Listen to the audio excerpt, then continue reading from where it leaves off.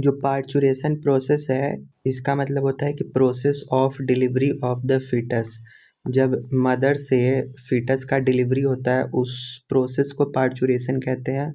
और gestation period कहते हैं वो जो 9 मंथ का पीरियड रहता है जिसमें बेबी का ग्रोथ होता है 9 month, which is called the average duration of human pregnancy is about 9 month, which is called the gestation period. जो पार्चुरेशन होता है जैसे जैसे ही ख़त्म होती है तो यूटरस में विगरस कॉन्ट्रैक्शन होता है। विगरस कॉन्ट्रैक्शन होने से एक्सपल्सन हो जाता है फीटस का, और उस प्रोसेस को बोलते हैं फीटल इजेक्शन रिफ्लेक्स। ओके, तो जो सिग्नल है पार्चुरेशन का वो 2 जगह से ओरिजिनेट होता है।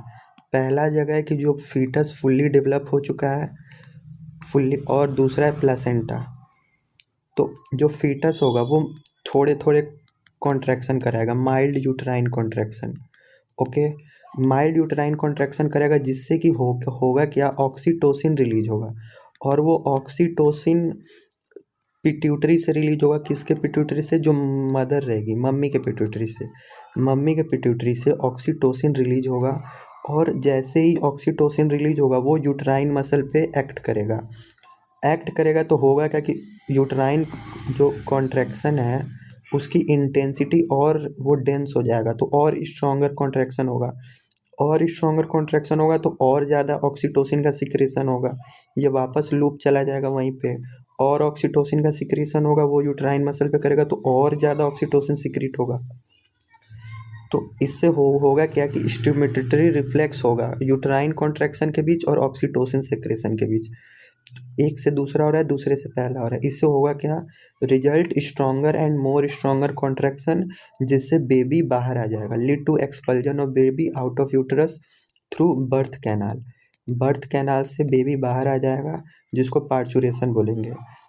तो जैसे ही बेबी बाहर आएगा उसके साथ जो प्लेसेंटा ज्वाइंट था वो भी बाहर आ जाएगा।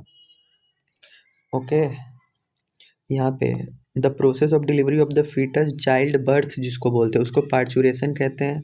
Parturition induced by a complex neuro endocrine mechanism. Okay, complex neuro endocrine mechanism है, मतलब न्यूरॉन भी इन्वॉल्व है, मतलब हमारा जो हाइपोथैलेमस वो भी इन्वॉल्व है, और एंडोक्राइन और जितने भी हार्मोनल ग्लैंड है वो भी इन्वॉल्व है। कोई एक अकेला नहीं कर सकता, क्योंकि हार्मोन की भी ज़रूरत पड़ रही है, और न्यूरॉन यानी ब्रेन का भी ज़रूरत पड़ रहा है, तभी तो वो सिग्नल दे रहा है कि ये हार्मोन सिक्रेट करो।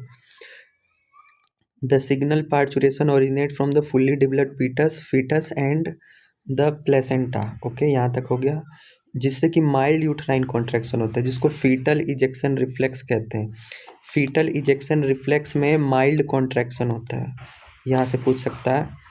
जिससे होता क्या है, triggers release of oxytocin from the maternal pituitary. Done है, मैटरनल पिट्यूटरी से ही रिलीज होता है ऑक्सीटोसिन, ना कि प्लेसेंटा से।